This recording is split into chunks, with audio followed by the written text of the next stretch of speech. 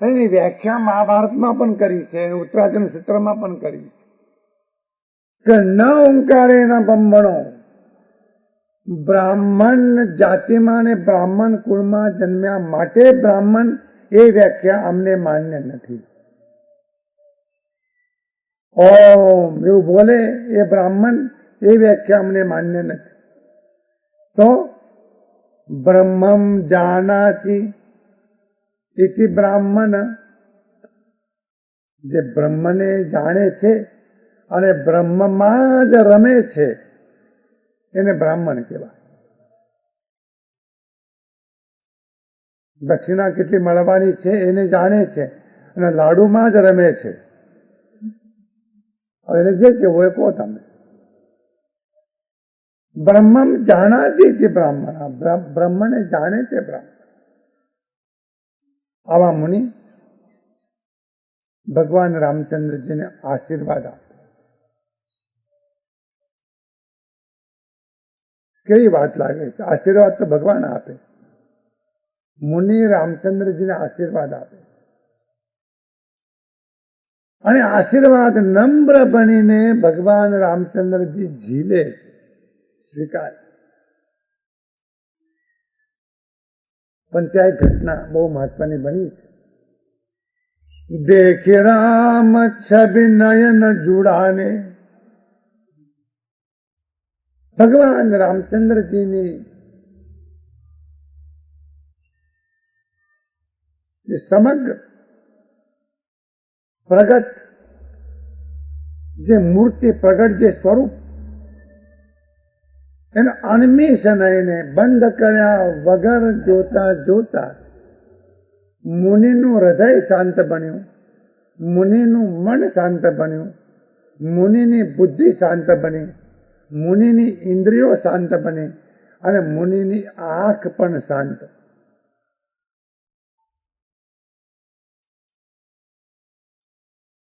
ભગવાનના મંદિરમાંથી બહાર નીકળો એટલે તમે શાંત બનીને બહાર આવો તો દર્શન સફળ. અશાંત બનીને જામશો ને શાંત બનીને બહાર આવો. આજે તો બહાર બી અશાંત અને અંદર બી અશાંત, મંદિરમાં અશાંત. સન્માનપૂર્વક ભગવાન રામચંદ્રજીને પોતાના આશ્રમમાં પધરાવ્યા છે અને પ્રાણથી પ્રિય એવા અતિથિ આજે આંગણે આવ્યા છે. એમના માટે મધુર ફળ, સ્વાદિષ્ટ જુદા જુદા જાતના ફળો શિષ્યો પાસે મંગાવ્યા છે અને ભગવાનના ચરણોમાં પ્રસાદ ધર્યો.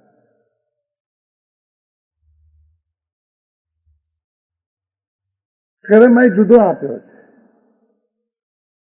વર્ણન એવું કર્યું કે પહેલા સીતાજીને આગ્રહ કરે છે રામચંદ્રજી,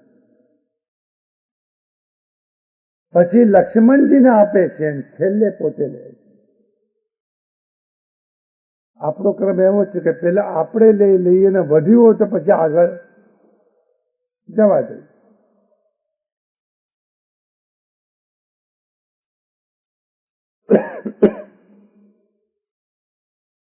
અને ત્યાર પછી મુનિને વિશ્રામ કરવાના માટે આશ્રમમાં યોગ્ય સ્થળ બતાવ્યું.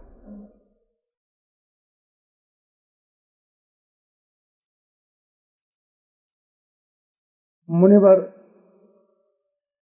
રામચંદ્રજીની પાસે બેઠા છે અને મંગલ મૂર્તિ પરમાત્માને એકી ટસે પોતાની આંખોથી જોઈ રહે. તે વખતે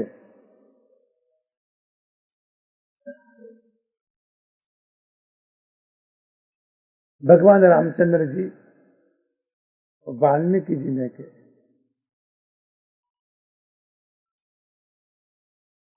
તુમ ત્રિકાલ દર્શી મુનિનાથા विश्व बदर जिम तुमरे हाथा, अस कई प्रभु सब कथा लखानी, जय जय भांति दिन न बनुरानी। વાલ્મીકીજીના મનમાં એક બંધન થઈ રહ્યું છે. કમળ જેવા કોમળ જેમના હાથ છે, કમળ જેમન કોમળ જેમના શ્રી ચરણ છે. સીતાજી માટે કોઈ ઉપમા આપી શકાય એવી નથી. એવા રામચંદ્રજી, લક્ષ્મણજી ને સીતાજી વનમાં જેવા કેમ નીકળ્યા હશે? આવી ગડમથલ મુનિના મનમાં ચાલતી હશે. અને ગડમથલને ભગવાન રામચંદ્રજી જાણી ગયા. તે વખતે વાલ્મીકીજી, તે વખતે ભગવાન રામચંદ્રજી વાલ્મીકીજીને એમ કે છે કે મુનિનાથ, તમે તો ત્રિકાળદર્શી છો.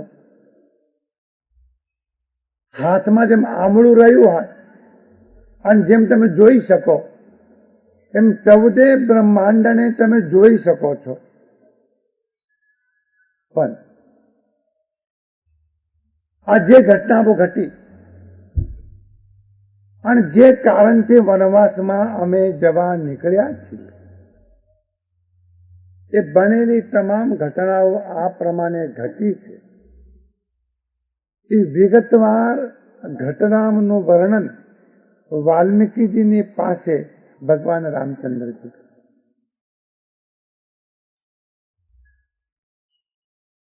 આ દ્વિધા વાળી વાત લાગે છે.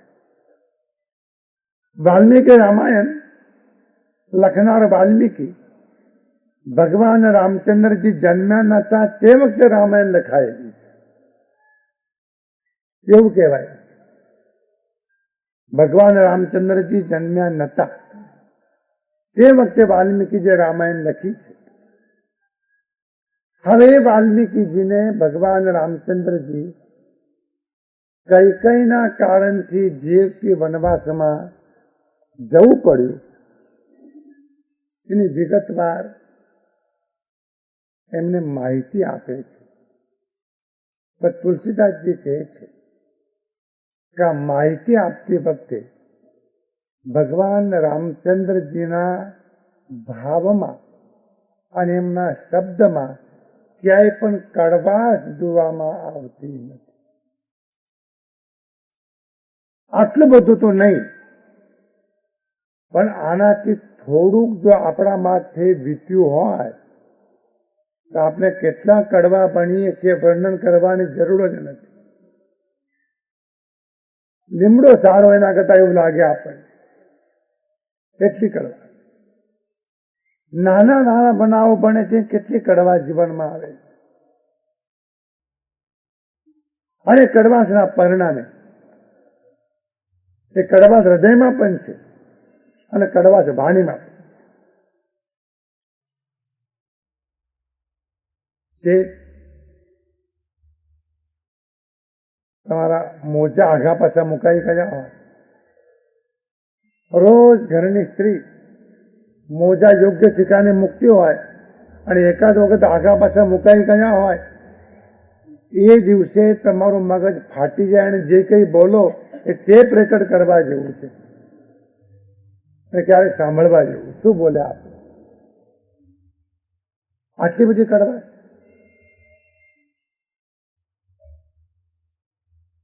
બીજું કઈ તમે જાણો કે ન જાણો, પણ જીવનમાં કડવાશ તો ના રાખો. આવી ઘટના ઘટી છે, ભગવાન રામચંદ્રજીના હૃદયમાં ક્યાંય પણ કડવાશ નથી.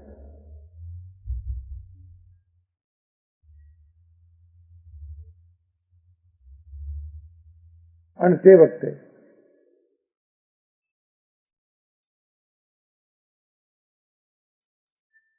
ભગવાન રામચંદ્રજી કહે છે કે પ્રભુ, પિતાની આજ્ઞાનું પાલન થયું એને બહુ આનંદ છે. અને માતાનું હિત થયું. આમાં કઈ સમજાયું તમને? માતાનું હિત થયું, કૌશલ્યાનું નહીં, કૈકેયીજીનું. એમનું હિત શું થયું? તો ભરત જેવાને રાજ્ય મળ્યું. અને ગુરુદેવ આ બધું આપણી કૃપાથી થયું.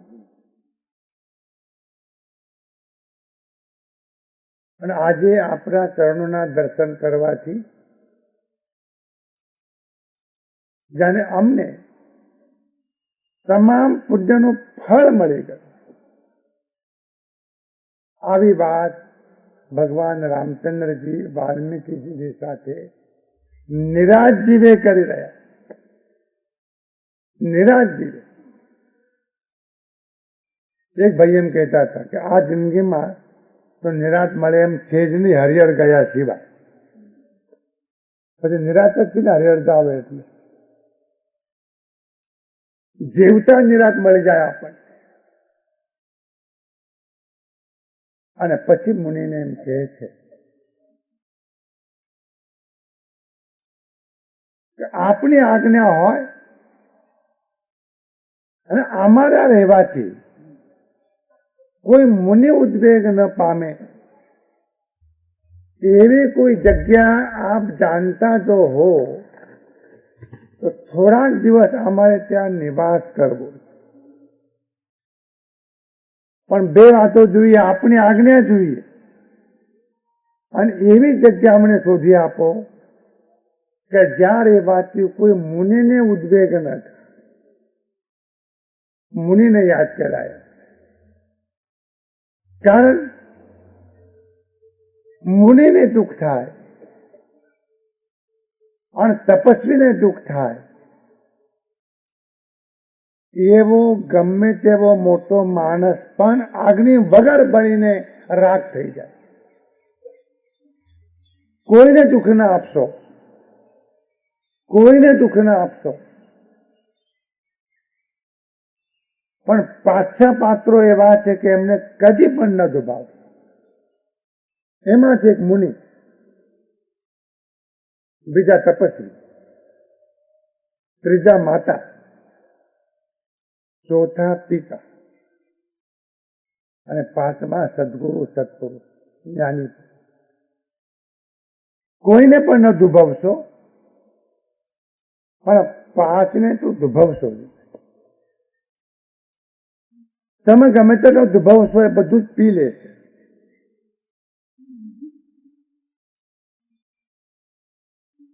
અગ્નિ વગેરે બળીને ખાક થઈ જવાશે.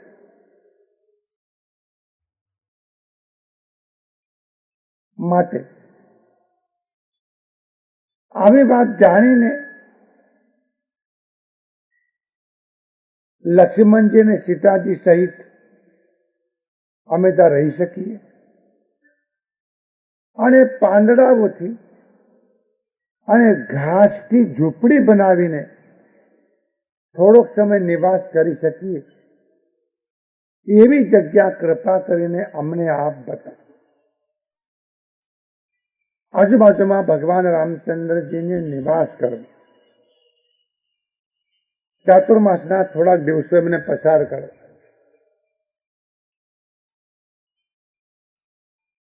આવી વાત વાલ્મીકીજીને ભગવાન રામચંદ્રજી કરી. તુલસીદાસજી એમ કે સહજ સરળ સુનિ રઘુવર બાની સાધુ સાધુ બોલે મુનિ જ્ઞાની કસન કહુ અસ રઘુકુલ કેતુ તુમ પાલક સંતત શ્રુતિ સેતુ. આ ચોપાઈમાં તુલસીદાસજીએ 4-5 મહત્વની વાતો કરી. એમાં પહેલી વાત, ભગવાન રામચંદ્રજી જે બોલ્યા છે એ બિલકુલ સહજ રીતે બોલ્યા છે. ક્યાંય કૃત્રિમતા નહીં, આડંબર નહીં, દેખાવ નહીં, દંભ નહીં. આપણું જીવન સહજ નથી. આર્ટિફિશિયલ લાઈફ, કૃત્રિમ લાઈફ. આપણે બોલીએ પણ સહજ નહીં, ગોઠવીને.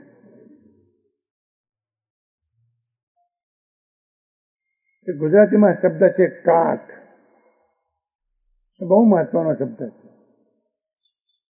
લોખંડ ઉપર ચડે છે એ માણસને પણ કાટ ચડે. એના જીવનમાં સાહજિકતા નથી, બાળક જેવી સહજતા જોઈએ જીવન, બાળક જેવી સહજ. સરળ વાણી સરળ, અભિગમ સહજ અને વાણી સરળ, એવી વાણી સાંભળીને વાલ્મીકી મુનિ એમ બોલ્યા કે ધન્ય છે પ્રભુ, તમે આવી મર્યાદાઓનું પાલન કરો, એમાં નવાઈની વાત ક્યાં છે? સમજાય છે? તમે આવું મધુર બોલો, એમાં નવાઈની વાત ક્યાં છે? હું જાણું છું આપને પ્રભુ આપ કોણ છો, અને મને એ પણ ખ્યાલ છે કે આપ આપણા અસલ સ્વરૂપને છુપાવેલા. અમારા ઉપરની કરુણાના કારણે. અને વાલ્મીકીજી એક સરસ વાત કરે, રામ સ્વરૂપ તુમાર બચન યગોચર બુદ્ધિ પર આવિગત અખ દયા પાર નેતિ નેતિ નિત નિગમ કહ.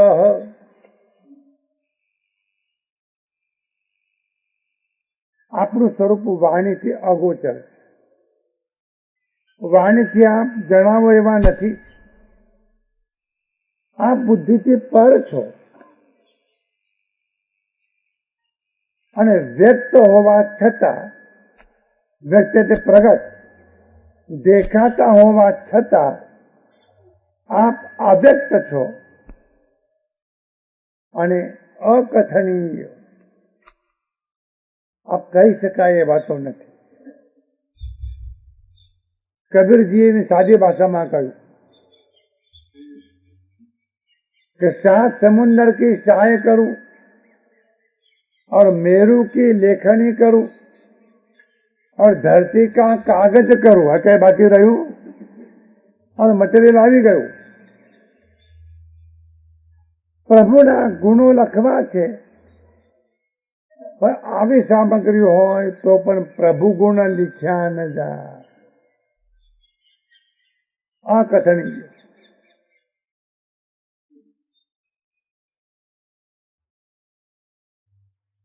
ખરેખર તો આપ જગતને જોનારા છો અને જગત આપણા માટે જ નહીં. આપ જગતને જાણનારા છો. સોય મનઈ જેહી દેહુ જનાઈ જાનત તુમઈ હોય જાય, જાનત તુમઈ હોય જાય, તુમરી કૃપા તુમઈ રઘુનંદન, જાનઈ ભગત ભગત ઉર ચંદન. પ્રભુ આ અત્યંત મહત્વનું સૂત્ર છે તુલસીદાસજીનું. તેવો આપણે જાણી શકે છે કે જેને તમે જણાવો, તમે જણાવો તો તમને જાણી શકાય. કોઈ શાસ્ત્રો વાંચીને તમને જાણી શકાય નહીં. સદભાગ્ય કોઈ તમને શાસ્ત્રોનો અભ્યાસ કરવાનો અવસર પ્રાપ્ત થયો હોય અને અભ્યાસ કર્યો હોય તો બહુ ધરતીથી અધર ચાલવાની જરૂર નથી. શાસ્ત્રો વાંચવાથી જણાય એવું નથી. વેદોએ પર હાથ ધોઈ નાખ્યા છે, નેચી નેચી નેચી.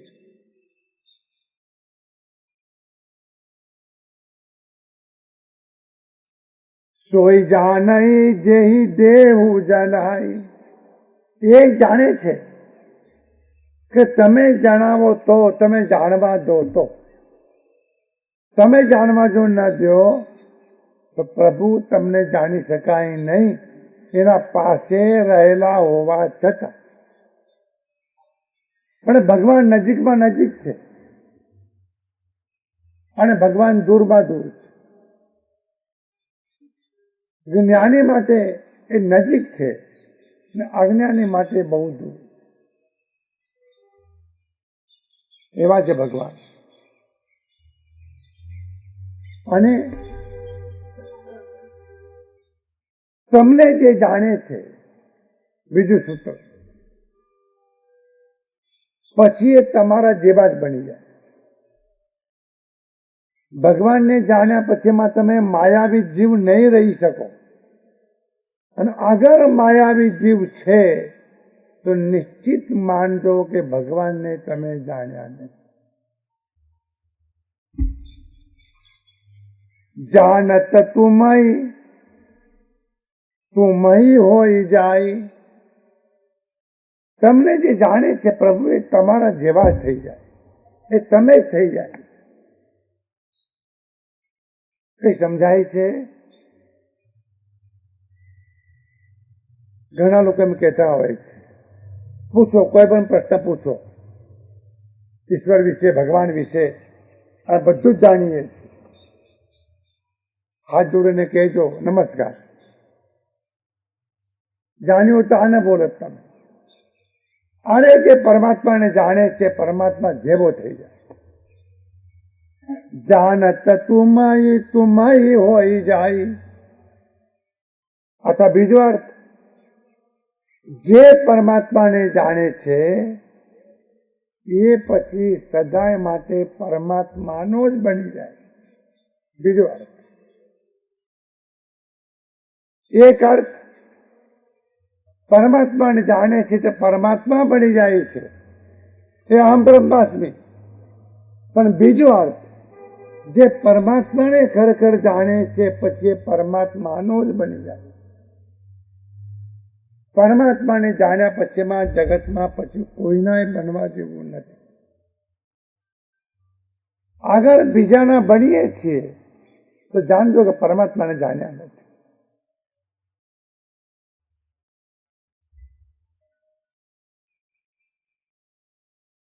પ્રભુ ભક્તોના હૃદયને શીતલ કરનાર, આ આધિ વ્યાધિ અને ઉપાધિના તાપથી એ દાવાનળમાં સળગતા એવા જગતના જીવોને ચંદનના વિલેપનની જેમ શીતલ કરનાર હે પ્રભુ તમે છો. અને તમારી ગેરહાજરીમાં તમારું નામ છે.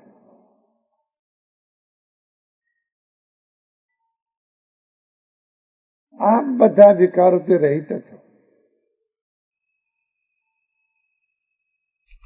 આ તો અમારા જેવા મુનિઓ જે વર્ષોથી તપ કરે છે, અને એ તપ પરમાત્માના દર્શન માટે કરે છે, એ અમારા તપને સાર્થક કરવાના માટે આ પ્રત્યક્ષ પધારે.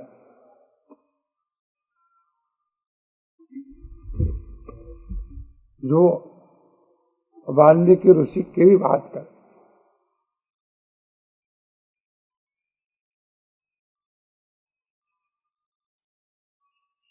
આપનું ચરિત્ર જાણીને અને આપણું ચરિત્ર સાંભળીને મૂર્ખ માણસ મોહ પામે છે અને જ્ઞાની પુરુષ સુખી થાય. હંમેશ માટે જ્ઞાની પુરુષો પરમાત્મા એ ઓળખાયા નથી. નિકટમાં રહેવા છતાં એમનો ત્યાગ મેળવી શકાયો નથી. એવા અનનોન છે. એમનું અસલ સ્વરૂપ તો જ્ઞાની જાણે. અને ભગવદ્ ગીતામાં કહું, જ્ઞાનવાન મામ પ્રપદ્યતે.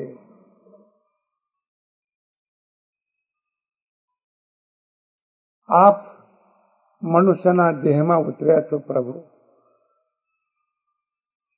આ પરબ્રહ્મ પરમાત્માએ અમારા જેવા મુનિઓના જીવનને ધન્ય બનાવવાના માટે આ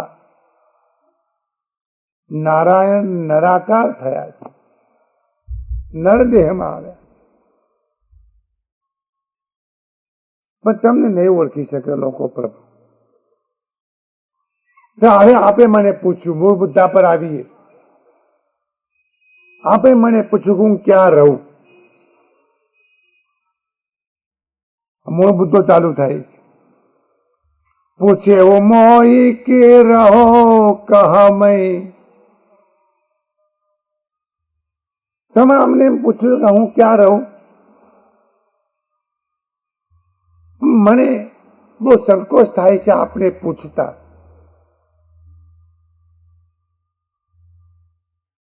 પણ મને પૂછવા દો. મને સંકોચ થાય છે આપને પૂછતા, પણ મને પૂછવા દો.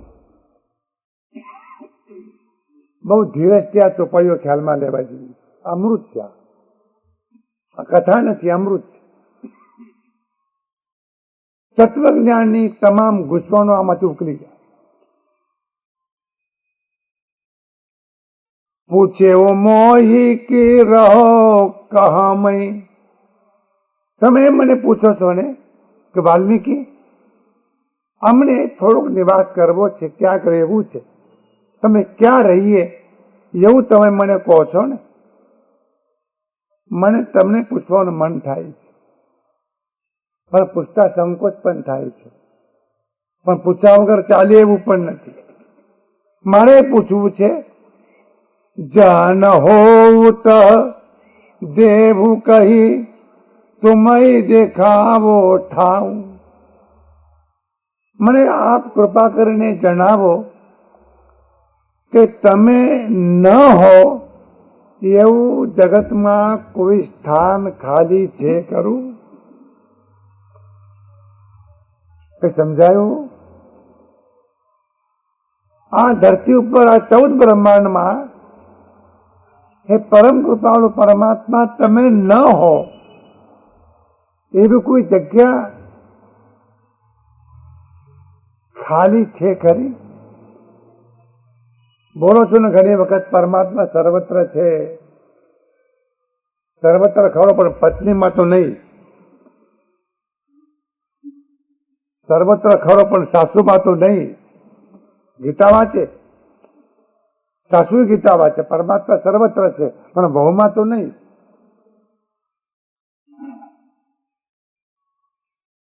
ક્યાં સુધી ચાલશે આ બધું?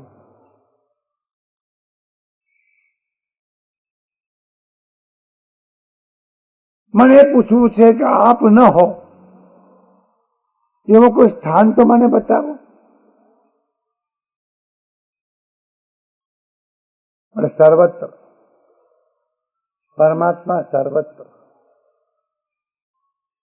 સર્વ કાળમાં, સર્વ સ્થળમાં, સર્વ પ્રાણીઓમાં, સર્વ પદાર્થોમાં, સર્વ ઘટનાઓમાં, સર્વ પ્રસંગોમાં પરમાત્મા હાજર છે. હવે પંક્તિ યાદ કરો નરસિંહ મહેતાની, બિલકુલ સ્પષ્ટ સમજાશે. અખિલ બ્રહ્માંડમાં એક તું શ્રી હરિ જુજવા રૂપમાં અનંત ભાસે. હવે પંક્તિ યાદ કરો. અરે અખિલ બ્રહ્માંડમાં એક તું જ છો ભગવાન, તું ક્યાં નથી? એટલે ઉતાવળથી એક શ્લોક બોલીએ છે ને પૂજામાં, જલે વિષ્ણુ સ્થલે વિષ્ણુ, જરા થોભો શું બોલો તમે? જલે વિષ્ણુ સ્થલે વિષ્ણુ, વિષ્ણુ પર્વત મસ્તકે. એટલા ઝડપથી બોલી જાઓ છો, પાર આવી જાય. જલમાં પણ તમે છો ને સ્થળમાં પણ તમે છો. પર્વત મસ્તકો પર પણ તમે છો, નીલ ગગનમાં પણ તમે છો, આકાશના તારલામાં પણ તમે છો, અને બાળકના હાસ્યમાં પણ તમે, બ્રાહ્મણમાં પણ તમે છો, અને સુબાનમાં પણ તમે છો. ભગવાન સર્વત્ર.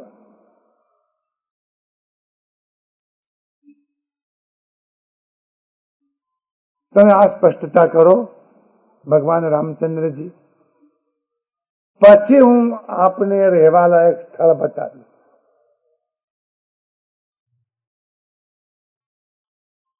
મને કપરી જવાબદારી તમે સોંપી છે સ્થળ બતાવવાની, પછી બતાવી શકું ને? સુને મુનિ બચન પ્રેમ રસ સાને, સકુચિ રામ મન મહુ મુસ્કાને, વાલ્મીકી હસી કહી બહોરી, બાણી મધુર અમીય રસ બોરી. મુનિના પ્રેમ રસથી ભરેલા ભરપૂર વચનો સાંભળીને અને તુલસીદાસજીએ કહ્યું કે સચરાચર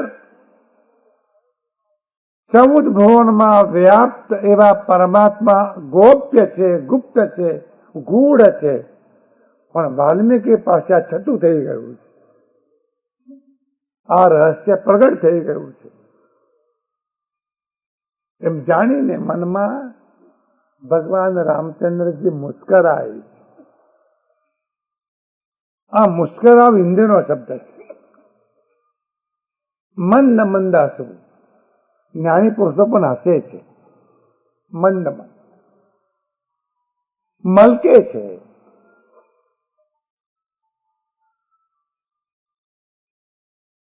અને પછી અમૃત રસમાં ડૂબેલી વાણી ભગવાન રામચંદ્રજી કહે છે. આજની ચર્ચાની આ છેલ્લી ગાથા. સુનવ રામ अब कई निकेता, जहां बसहु सिय लखन समेता, जिनके श्रवण समुद्र समाना, कथा तुम्हारी सुभग सैनाना. રામજી સાંભળો, આપ રહી શકો એવું સ્થળ હું આપને બતાવવાનો પ્રારંભ કરું છું. પહેલું સ્થળ, જેના કાન નિરંતર તમારા ગુણાનુવાદ સાંભળી રહ્યા છે, जिनके श्रवण समुद्र समाना, कथा तुम्हारी सुभग सैनाना. વિવિધ પ્રકારથી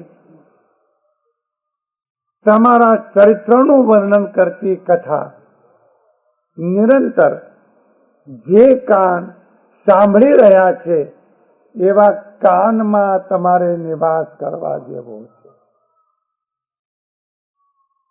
સમજાયું કે ભગવાન ત્યાં રહે છે, ભગવાન બીજે રહેતા નથી. મંદિરમાં તો રહેતા જ નથી. બનાવો તો ભલે બનાવો, કે ના નથી. પણ જેના કાન નિરંતર પરમાત્માના ગુણાનુવાદ સાંભળે એવા કાન જેની પાસે છે એના હૃદયમાં હે પરમાત્મા આપ નિવાસ કરજો. આ રહેવા માટે આપણે જગ્યા બતાવી, અહીં તમે રહેજો. આટલી વાત પૂરી થાય છે. અહીંથી વિગતવાર ચર્ચાનો પ્રારંભ થાય. આ સંવાદ બહુ મહત્વનો. 5-10 સ્થળો વાલ્મીકી જે બતાવશે કે ભગવાન આ આટલા આટલા ઠેકાણે રહે છે, તમારી જગ્યા તમને જ્યાં કરવી હોય ત્યાં કરી લેજો.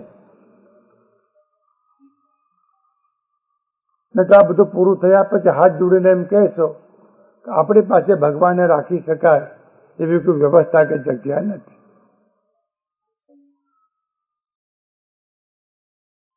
અને વિગતવાર ચર્ચા આવી થશે. આવતા રવિવારે આપણે મળવાના નથી. 4 દિવસ માટે રાજકોટ અને મોરબી બંને સ્થળે પ્રવચનો માટે જવાનું છે. આવતા રવિવારની બોર્ડ ઉપર સૂચના લખેલી છે. એ પછીના રવિવારે આપણે પાછા મળીશું. આ બહુ જ મધુર સંવાદ છે. ભગવાન ક્યાં નિવાસ કરે છે, ક્યાં રહે છે, એની જગ્યાઓ વાલ્મીકી નક્કી કરી.